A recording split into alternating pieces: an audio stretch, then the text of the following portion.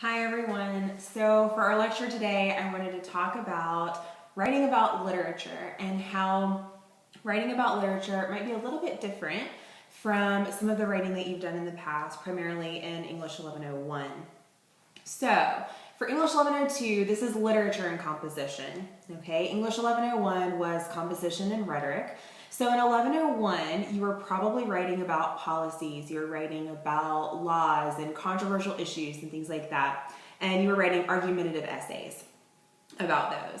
In 1102, it's literature and composition. So the essays that you're writing are going to be on literature. They're going to be on short stories, plays, novels, etc. Okay? It is a bit different. It's quite a bit different, but in some ways it's also similar. All right? So in 1101, one of the main ways that it's similar is that we're still going to use standard written English. Grammar rules still apply, but also the organization is going to be similar as well. So in 1101, when you're writing argumentative essays, you had a thesis statement that answered the prompt. The thesis statement was in your introduction, and then in your body paragraphs, you supported that thesis statement with points and support for those points, facts, opinions, etc. Okay? In 1102, in writing about literature, you're still going to have a thesis statement that lays out your main argument, and yes, you still are writing argumentative essays. So you will have a thesis statement that lays out your argument, and then in your body paragraphs, you're going to support that argument with evidence, right? But now the evidence is going to come from the short story or play or whatever it is that you're writing about, and you're going to be doing analysis of that work to support your thesis statement. So something that you'll want to look out for when writing about literature is the difference between summarizing a text and analyzing a text, okay? So summarizing a text is something that I'm never going to ask you to do, okay? Summarizing a text is when we simply retell the plot of the story. We say what happens, we give the who, what, when, where, why, and we just say, all right, here's what happened in the story, okay? Whereas analyzing the text is delving a little bit deeper into the text, and it's going to be looking at the significance of things. So the significance of events or dialogue, looking for things like symbolism or allegory or allusion and things like that, okay?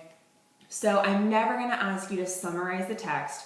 I'm only always going to ask you to analyze the text in your writing, okay? And this is probably the most common pitfall that students fall into, is summarizing instead of analyzing. So I want to explain a little bit of what that might look like, okay?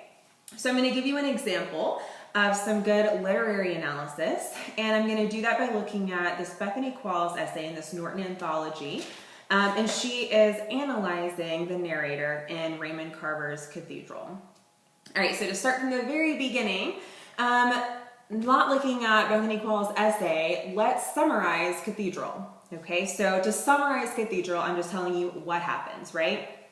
So in the short story Cathedral, our narrator is explaining a night that he spends at home with his wife and a dinner guest, Robert, who is an old friend of his wife's and who also happens to be blind. The narrator explains what they do that night, which is they have dinner, they smoke weed, they watch TV, and then after the wife goes to bed, the narrator and Robert sort of stay up chatting and watching a program on TV that is talking about a cathedral. When Robert asks our narrator to help him understand a cathedral, they end up actually drawing a cathedral together to help Robert understand it. And then after doing this, the narrator says he didn't feel like he was inside anything. Okay, so that's what happens in the story. That's a summary of the story. Okay, but analysis of that story is going to look a little bit more like this. So in Bethany Qualls' essay, in her introduction, she does have a thesis statement that analyzes our narrator, and this is it. Through his words, even more than his actions, the narrator unwittingly shows us why nothing much happens to him by continually demonstrating his utter inability to connect with others or to understand himself. All right, so that's her main argument. It has to do with the narrator, and through his words, he shows us his inability to connect with others or understand himself. That's the argument that she's making about the story. So, in her first body paragraph, she says, the narrator's isolation is most evident in the distanced way he introduces his own story and the people in it. So her topic sentence here expresses a point. It doesn't name a plot event. It says a point that supports her thesis. So then she goes on to support that. She says, he does not name the other characters or himself, referring to them only by using labels such as, quote, this blind man, his wife, my wife, and, quote, the man my wife was going to marry. Even after the narrator's wife starts referring to their visitor as Robert, the narrator keeps calling him the blind man. These labels distance him from the other characters and also leave readers with very little connection to them. So, by taking these labels that he gives everyone, the absence of naming anyone, she pulls from various parts of the text and then analyzes it and how this lack of naming and giving these labels is actually distancing himself from these characters. Next paragraph. At least 3 times the narrator notices that this habit of not naming or really acknowledging people is significant. Referring to his wife's, quote, officer, he asks, why should he have a name? He was a childhood sweetheart, and what more does he want? Right? So again, quoting something from the text and explaining how, okay, not only is this evident to the reader, but the narrator acknowledges this himself. Here's how, okay? So analyzing these elements for the reader. Next body paragraph. Also reinforcing the narrator's isolation and dissatisfaction with it are the awkward euphemisms and cliches he uses, which emphasize how disconnected he is from his own feelings and how uncomfortable he is with other people's. Referring to his wife's first husband, the narrator says it was he, quote, who'd first enjoyed her favors, end quote. An antiquated expression even in 1983, the year the story was published. Such language reinforces our sense that the narrator cannot speak in language that is meaningful or heartfelt, especially when he tries to talk about emotions. All right, so again, demonstrating how the narrator uses language that distances himself from others. So this essay is really nice.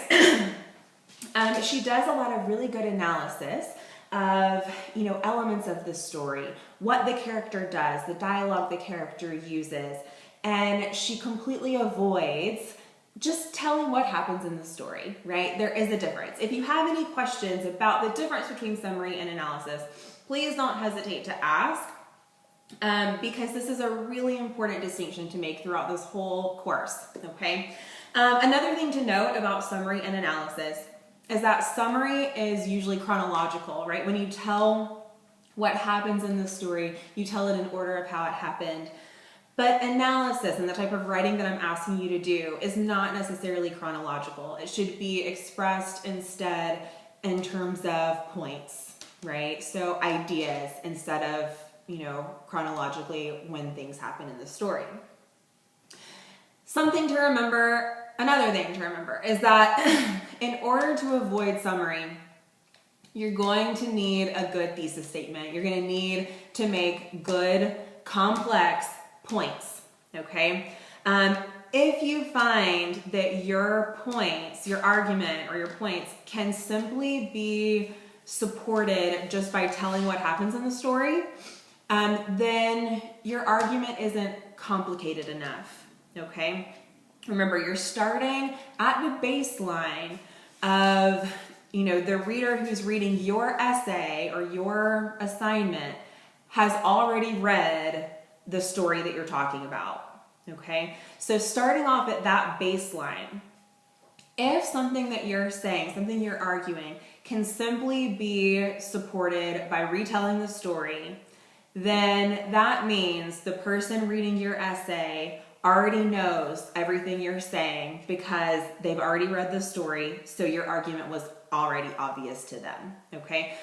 So in order to avoid summarizing, one good thing to do is to have a complicated thesis statement, a complicated argument that doesn't require simply summarizing the text, but instead requires analyzing the text, giving a deeper, getting a deeper look into the dialogue, the events, the symbolism, so on and so forth. Okay. Again, just like the Bethany Qualls essay I just read, topic sentences shouldn't express an event that happens in the story. Instead, it should make a point, right? And then support that point with analyzing. So when you analyze, you're going to want to quote from the text. You're going to want to take quotations and interpret them for the reader. So everything that you quote in your essay or in your assignment should be broken down, should be analyzed for the reader, okay? Don't quote simply to tell plot. A lot of times students fall into that trap too. They think, okay, I'm quoting, so that's evidence from the text, I'm good to go. But the quotes aren't useful because they're simply just retelling what happens in the story. So everything that you quote should be for a purpose.